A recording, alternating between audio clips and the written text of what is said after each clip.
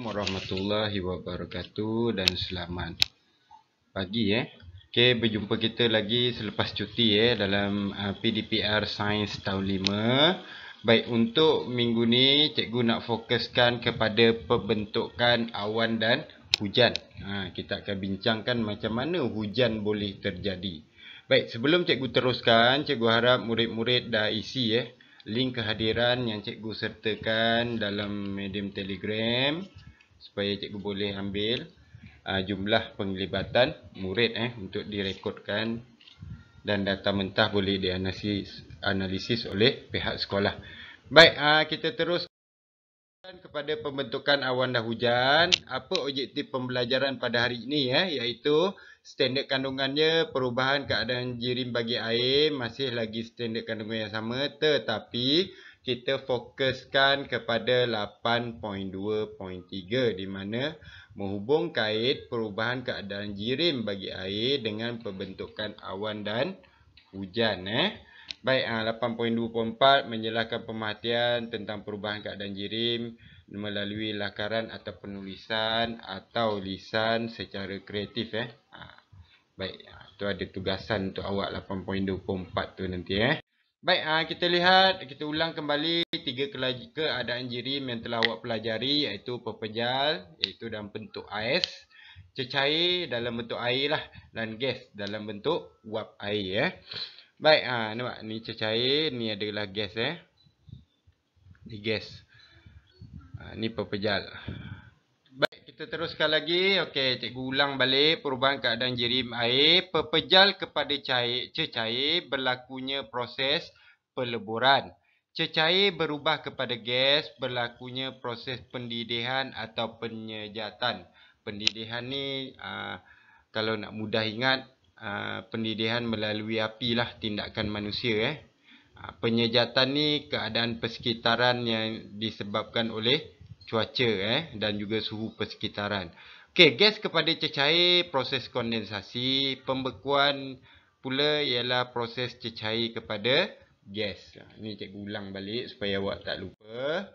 Okey, awak boleh buka muka surat, buku teks muka surat 192 hingga 193. Baik, sebelum kita mulakan, cikgu nak awak tonton video berkenaan dengan pembentukan awan dan hujan ni. Baik, cuba lihat. Mari kita belajar kitaran air semula jadi. Jom kita mula. Dengar betul-betul Proses kitaran air ialah pergerakan air berterusan dari permukaan bumi ke udara dan akhirnya turun ke permukaan bumi semula.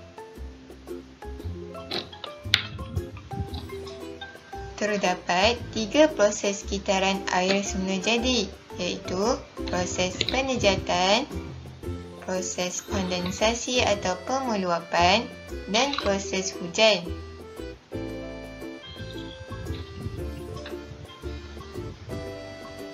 Apabila cuaca panas dan berangin, air akan tersejat ke atas sebagai wap air. Proses ini dikenali sebagai proses penejatan, iaitu cecair kepada gas.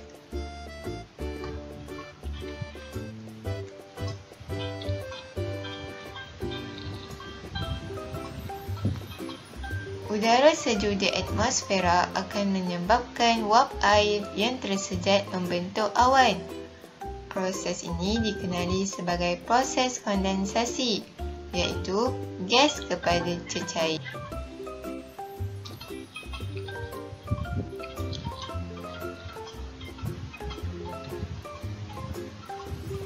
Wap air terkondensasi bergabung membentuk titisan air. Titisan air akan jatuh ke tanah sebagai hujan apabila ia menjadi berat.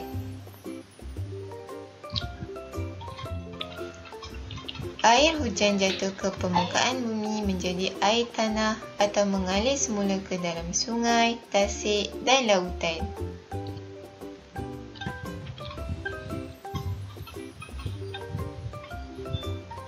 Kitaran air akan bermula sekali lagi dan berterusan.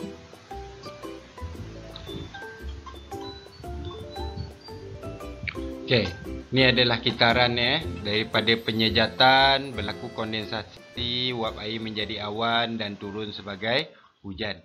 Maknanya ada dua proses yang terlibat semasa kejadian hujan iaitu proses penyejatan dan kondensasi. Baik, bagaimana awan dan hujan terjadi bagaimana awan dan hujan terjadi? Baik, cuba tengok ni. Okey, inilah kitaran air dia.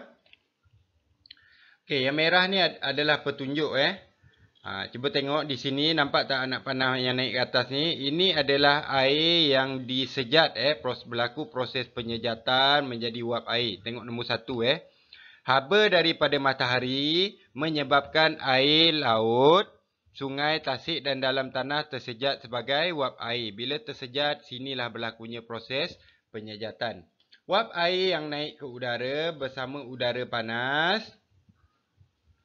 Okey, dia naik ke atas. Uap air yang panas disejukkan oleh udara di sekeliling yang bersuhu rendah.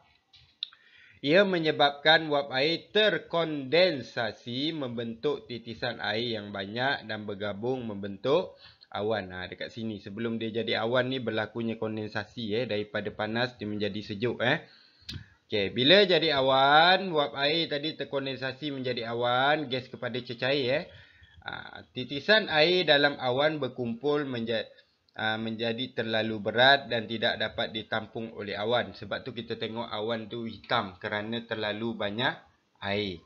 Bila banyak air, dia tak boleh tampung, akhirnya dia akan jatuh semula ke permukaan bumi sebagai air hujan.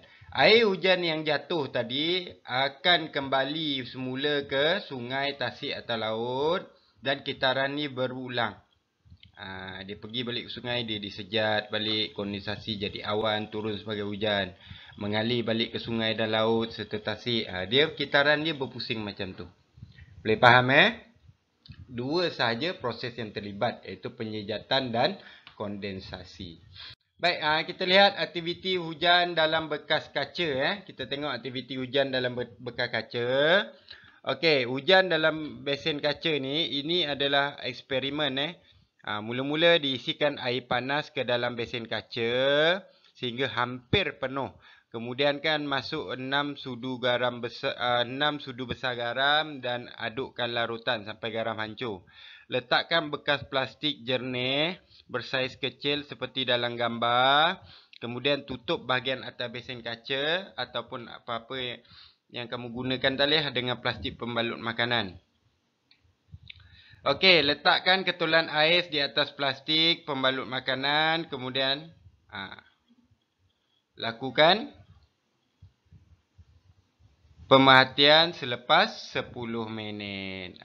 Kita akan tengok akan terbentuknya bila dalam panas, di atas ni sejuk, di bahagian bawah plastik pembalut makanan ni akan terbentuknya titisan air. Titisan air di mana uap yang naik ke atas tadi dia berubah menjadi air. Itu contoh mudah.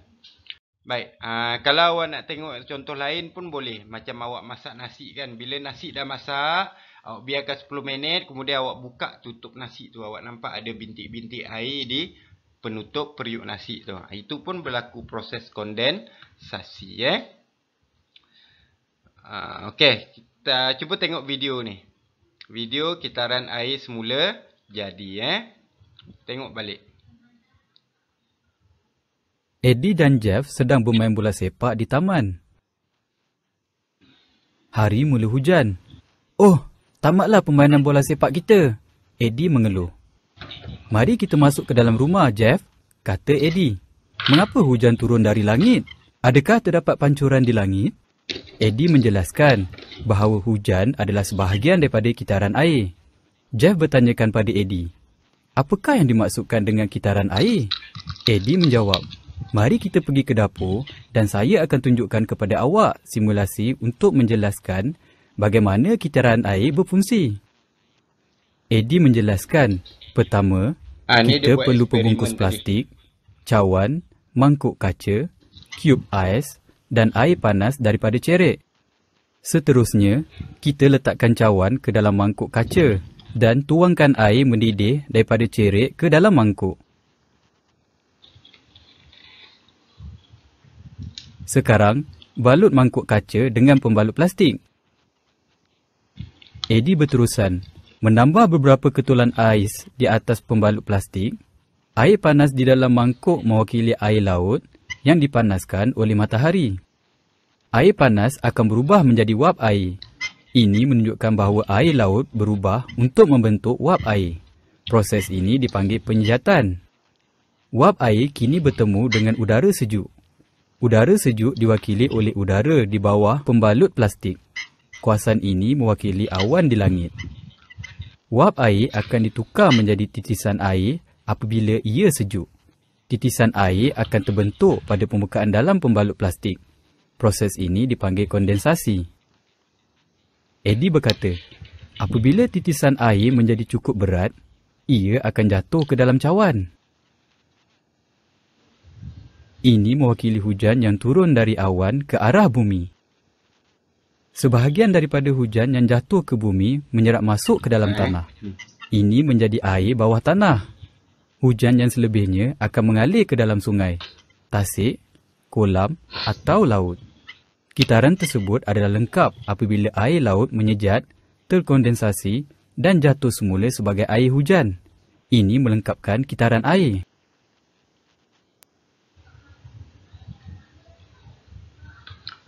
Faham Ni air laut tersejat, berlaku penyejatan menjadi uap air. Daripada uap air berlaku proses kondensasi menjadi titisan air di dalam awan. Bila awan terlampau berat, dia akan turunkan air yang terkandung di dalamnya sebagai hujan dan jatuh ke permukaan bumi, dan separuhnya akan diserap ke dalam tanah dan akan mengalir semula ke laut. Macam itulah kitaran air semula jadi. Baik, kitaran air semula ini gambar yang paling ringkas cikgu boleh dapat. Nampak dia naik ke atas, kondensasi, uap air jadi awan. Awan dalam air terlampau berat turun sebagai hujan dan dia kembali balik ke laut, sungai dan kolam. Baik, tugasan mudah saja. Dalam buku tulis sains panjang awak, buku biru tu, buku panjang tu, tulis hari dan tarikh. Gunakan satu muka surat penuh. Awak lukis gambar ni, warnakan cantik-cantik, kemudian isikan tempat kosong. Warna kuning ni tempat kosong. Proses apa yang terlibat? Cecair kepada wap air, proses apa? Wap air kepada cecair, proses apa? Yang ni pun awak salin juga. Lukis cantik-cantik, guna satu muka surat penuh. Baik, itu saja untuk hari ini. Kita jumpa lagi pada minggu hadapan. Sekian, terima kasih.